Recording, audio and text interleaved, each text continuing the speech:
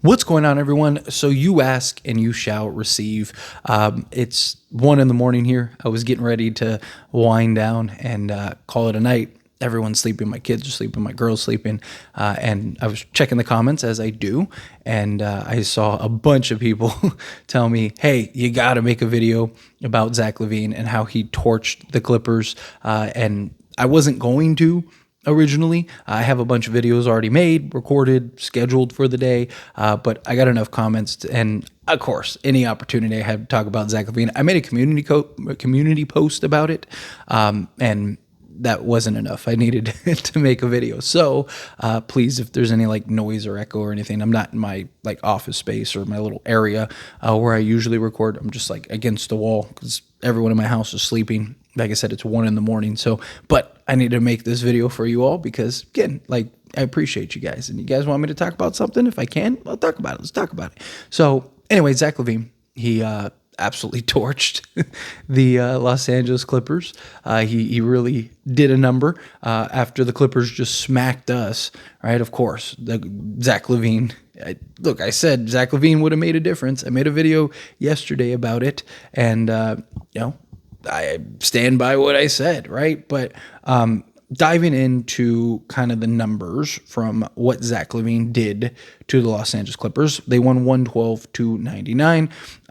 Zach Lavine had 35 points in 34 minutes, 3 rebounds, 11 of 21 from the floor, 5 of 12 from 3, 8 of 10 from the foul line, was a plus 20 on the basketball court. Now, the Los Angeles Clippers didn't have Kawhi, and they didn't have Ivica Zubac, which obviously was a huge problem for the Lakers and Anthony Davis and stuff like that. But nonetheless, I mean, they beat them pretty handily, right? I mean, they pretty much controlled this game start. I mean, they were up 7 at the end of the first. Then they ended up being down 2 at halftime and then outscored them 36-16 in the third quarter, and then ended up losing the fourth by 5 points. But at that point, it was pretty much over, right? They had, an 18-point lead, something like that, going into the fourth quarter.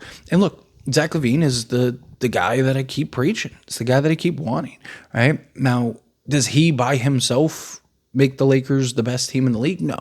But I believe he's the highest ceiling raiser for this team. I think he gives the Lakers the best chance possible to be a contender and take to the next level, right? Like if Lakers have a puncher chance now, let's say, right, what do they have with Zach Lavine? And if you're somebody that doesn't believe that they have a puncher's chance, okay, well then they have to at least have a puncher's chance at that point with Zach Lavine, right? Like, I mean, dude, the guy has more 30-point games than like Luka, or actually I think I have, let me see if I have let me see if I can pull it up in real time. Like I said, this isn't like a normal, this is an impromptu video. Yeah, here we go. So Zach Lavine, he currently has more 30-point games, and this was before last night's game. So he currently has more 30-point games this season than Donovan Mitchell, LeBron James, James Harden, Ja Morant, Damian Lillard, Steph Curry, Luka Doncic, and Kevin Durant combined. Let me say that one more time. He has more than Donovan Mitchell, LeBron James, James Harden, Ja Morant, Damian Lillard, Steph Curry, Luka Doncic, and Kevin Durant combined. You're talking about all the top elite scorers combined, right? Like the guy is just, I mean, how much more do you need to go get this guy? Any other season, right? If it wasn't for this new CBA and all that stuff, guess what? Every team in the league would be, I mean, he'd be worth multiple firsts, and you could get him for probably not even a first. Like, that's huge if you're the Lakers, right? To add him to LeBron James and Anthony Davis, I mean, he literally would be the best scorer, like natural, pure scorer that the Lakers have had since Kobe Bryant. He'd be the closest thing that LeBron has had to Kyrie Irving since Kyrie Irving. I mean, literally, the guy's doing everything out there, right? You look at his stats this season. Let's go over his stats a little bit here, right? He's giving you in 38 games, which he's been healthy this season, 38 games, 34 minutes played. He's shooting 16.9 field goal attempts per game, shooting 51.3% from the floor. He's shooting 45 45% from three-point range on 7.1 attempts. He's shooting 55.7%, so almost 56% from two-point range on 9.9 attempts. He has a 61% EFG. He's shooting 82% from the foul line on 4 attempts. He's averaging 5 rebounds, 4.6 assists, a steal, half a block, and 24 points per game. And we don't need that guy? We don't need him? You don't think that that's a guy that could completely change the landscape for the Lakers, that could completely change this team, right? I mean, I do have concerns with Austin Reeves in the starting unit, right? Like Reeves, Zach Lavine, Dorian Finney-Smith, LeBron James, and Anthony Davis. Offensively, good luck trying to stop them, right? Like, I mean, that's just too much offensive versatility and firepower. But defensively, I have my concerns. Honestly, if it was me, I'd probably go with like Zach Lavine, Max Christie, Dorian Finney-Smith, LeBron James, and Anthony Davis. And then have Reeves come off the bench as the sixth man. So like when LaVine goes to the bench, boom, Austin Reeves. I'm not saying you can't play all of them. Or, I mean, you could start that 5, right? Like start Reeves and then, trickle guys in, like have Reeves and LaVine, off and on around each other, but you're going to have some overlap there, which is fine, right? Like, I mean, again, what are your other options? Go get a backup center. You still go get like a Day'Ron Sharp or something and make it happen, right? Like, again, who else are we going to get that's going to give us the impact that we need? Who else is going to be a higher ceiling raiser than Zach Lavine, right? I don't see it. People are worried about, what about the depth? What about the depth? We're the worst bench in the league, literally the worst bench in the league. And people are worried about depth. Right? Like, what are we talking about here? Right? And who are you really giving up that like is significant?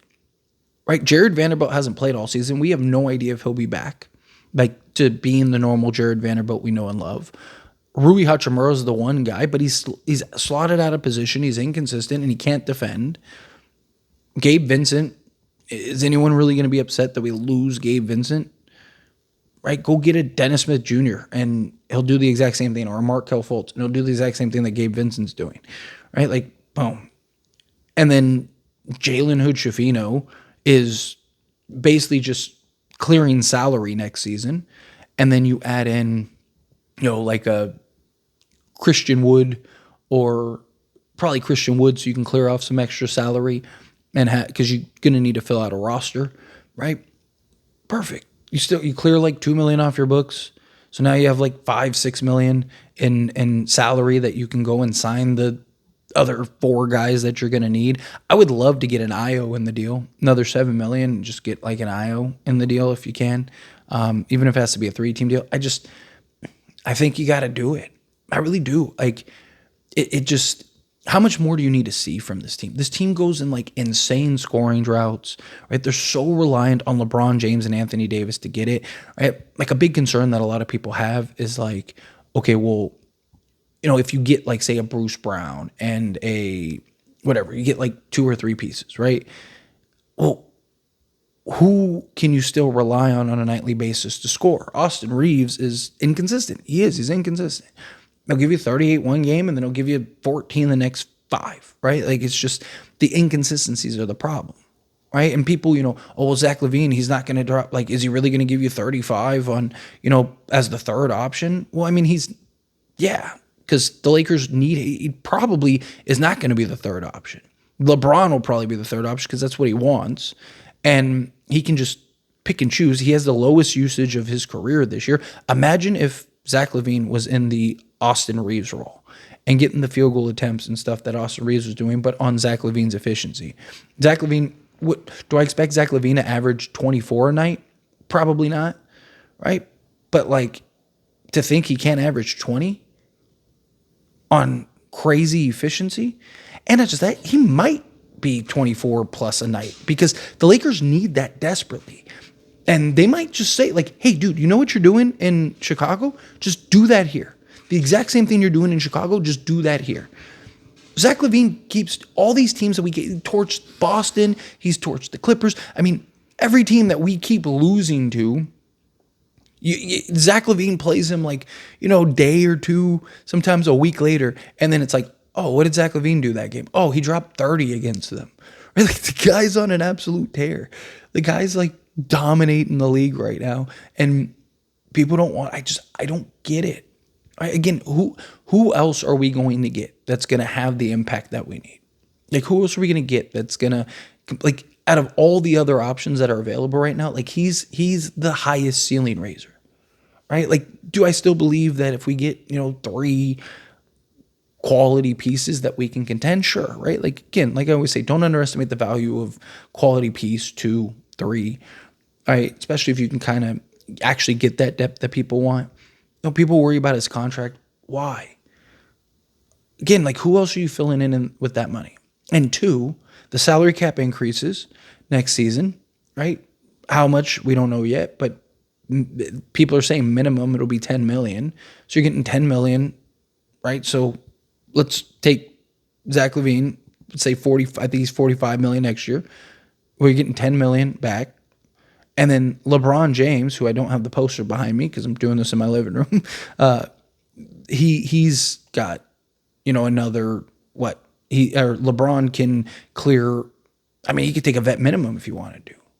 He was willing to take 20 million less to get Valanciunas or Klay Thompson or DeMar DeRozan. You don't think that he would take the 20 million to keep Zach Lavine and be able to get another piece or two? If you win a championship, he might take like 40 million less. You don't think LeBron James will do whatever it takes to go win number 6 if he wins a championship this year because the Lakers get Zach Lavine? And even if they don't, they're probably like super close, probably like a piece away. And you got guys like Bruce Brown and stuff like that that are free agents that aren't going to be making 23 million, right? If you can clear off your full mid-level exception, which LeBron could put the Lakers in position to do so, you could sign a Bruce Brown, have like Bruce Brown, Zach Lavine, Dorian Finney-Smith, LeBron James, and Anthony Davis. You're a contending team. You might be one of, if not the best teams in the league. Obviously, it depends on how healthy and, how LeBron looks, stuff like that. But all the concerns that people have about Lavine is he's been healthy this year. And again, he's a guy that outside of last year, I say it all the time, look at the last 5 seasons. The guy's been healthy. Like he's, injury prone is just like, it's so blown out of proportion. It's crazy. Right? He's fine injury-wise, giving you 60 to 70 games a season. It's every star in the league at this point. The days of all stars playing 82 games is gone. This isn't the 90s anymore, right? Like, his contract, I just explained how it's not that big of a deal, right? People complain about depth. Again, what depth? We have like 3 guys, if that we can count on a nightly basis. It's just, go get Zach Lavine. The dude just torched the Clippers. But anyway, as always, this is a discussion, and I pass a question on to you. Let me know your thoughts and opinions down in the comments below. What do you think? How do you feel? What are your thoughts? Do you agree that you should go get Zach Lavine? Do you think no, stay away from Zach Lavine? Again, sorry if I have my mic and everything like that, so I'm hoping the sound quality and everything isn't like terrible. But I'm in an open space rather than having my usual setup. But like I said, I was looking at the comments and I got like a bunch, and people were like, dude, you got to talk about this. So I was like, all right, let's talk about it. Right? Like, again, I appreciate you guys. Seriously, anytime you guys want me to talk about something, please leave a comment. There's enough buzz and people want me to talk about it, I'll talk about it, right? I said, I'm just a fan. I'm just a guy who's blessed enough to be able to talk sports and people want to listen to. So I appreciate all of you, seriously. And again, if whispering and all that stuff, because I don't want to wake up my family. Said it's 1:15 in the morning. So yeah, I started this almost at 1 on the dot. So yeah, it's super early in the morning, but I'll have this video up for you guys and several more, and then hopefully we beat the Wizards today. So anyway, again, appreciate you guys. Seriously, thank you. And yeah, hit that like button, subscribe to the channel, and I'll see you all in the next one. Thank you.